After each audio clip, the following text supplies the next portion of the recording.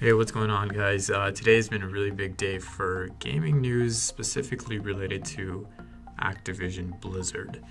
Now, a lot of you may have heard what happened today. So essentially, Bungie has ended their licensing deal for Destiny with Activision, and this is going to turn into all licensing deals that Bungie has with Activision. Now, let's get into some of the details. I know a lot of you may be wondering, okay, can Blizzard do the same thing with Activision? Because we've all seen the state of what Blizzard has gone through over the past couple of months, and it's been just disastrous, right? So a lot of you are hopeful that maybe Blizzard, if they leave Activision's grasp, they can go back to how they used to be and focus on the games as opposed to chasing the money and the mobile games. Now, one thing to note is that Bungie still exists as a company. They're a separate entity. They essentially just made a deal with Activision for the Destiny franchise. Blizzard used to be owned by Vivendi before. A lot of you think that Blizzard was an independent company. They really weren't. They were owned by Vivendi. Vivendi then in 2007 bought Activision, and the two of them merged to become Activision Blizzard. That merged company was 52% owned by Vivendi. Activision Blizzard at a later point in time in 2013 bought back their own stake and became their own independent company, so they didn't have majority ownership from Vivendi. They were their own boss. The only way Blizzard can really get out of this situation now is if a different company, probably not called Blizzard anymore, decides to purchase the IPs that Blizzard currently has. And that isn't even feasible just because of how huge the IPs themselves actually are. Some very large, massive companies such as Microsoft could technically do it, but odds are they most likely will not be buying out the IPs such as Overwatch, World of Warcraft, etc. Those are multi-billion-dollar franchises, and Activision will not let these go. In terms of the impact that this news has had on Activision and even the stock market and stock price for Activision Blizzard, it has been huge.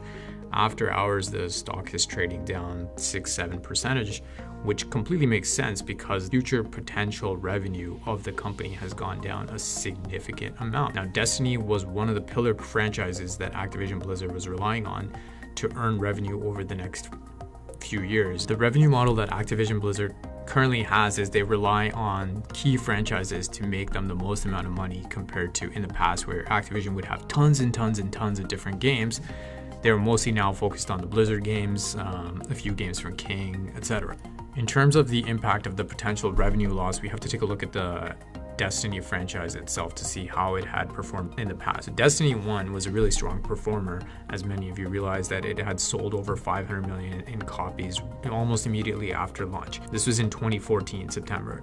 As of November 2015, the game had 25 million registered users, which is huge. In terms of just revenue, if all we focus on is $60 per game times 25 million users, this is over $1.5 billion. This is ignoring any DLC, so odds are they probably made much more money than this. Destiny 2 was one of the top 2 best-selling games in 2017. So let's assume the same numbers again. So as you can see, this is earning over $3 billion over a few years. Now, obviously, there's investments with Bungie, there's development costs, etc., which were over $500 million. So even after all of that, profit-wise, this was still a multi-billion-dollar franchise that Activision could not afford to lose, and they had a long plan for this franchise. A lot of people now may be happy that Bungie has gone away from Activision because typically we have seen, specifically looking at Blizzard, potentially, and a couple of other companies that Activision has worked with, that similar to EA, whoever Activision works with, they put a death grip on that company and they juice them as much as they can and milk it for as much dollar profit as we can, which is one of the reasons potentially Destiny had some of the sales cycles and tactics like they did, like every couple of months they would come up with new DLC packs, etc. So it's definitely possible that in the future Bungie will be focusing more on making sure that the game is enjoyable and that people get long-term value out of the game, as opposed to just focusing on the next 2 to 3 months that obviously Activision was asking them to do and probably forcing them to do. Now, instead of banking on Bungie so much, Activision will continue to put more pressure on Blizzard, which might result in really weird sales practices. One of the reasons Bungie has escaped Activision's grasp is actually because of the same company that everyone else had issues with a couple months ago in terms of Blizzard. That company is Neatease. So Neatease and Bungie have made a deal for $100 million.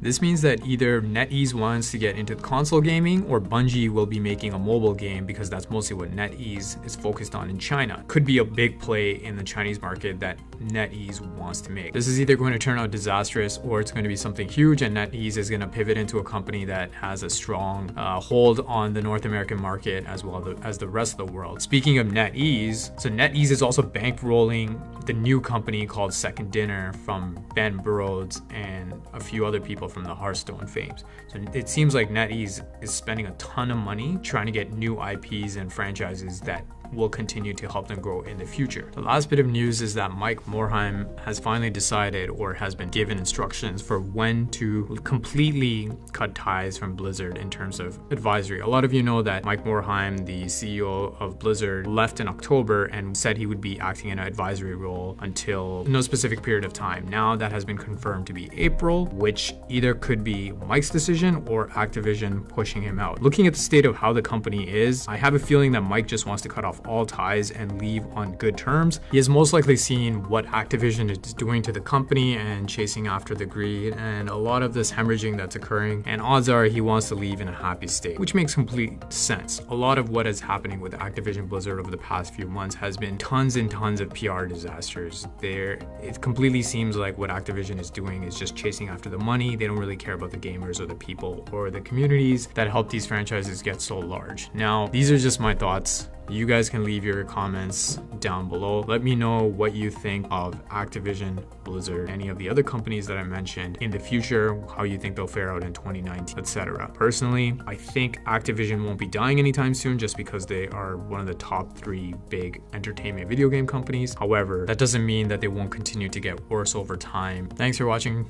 I'll see you in the next one.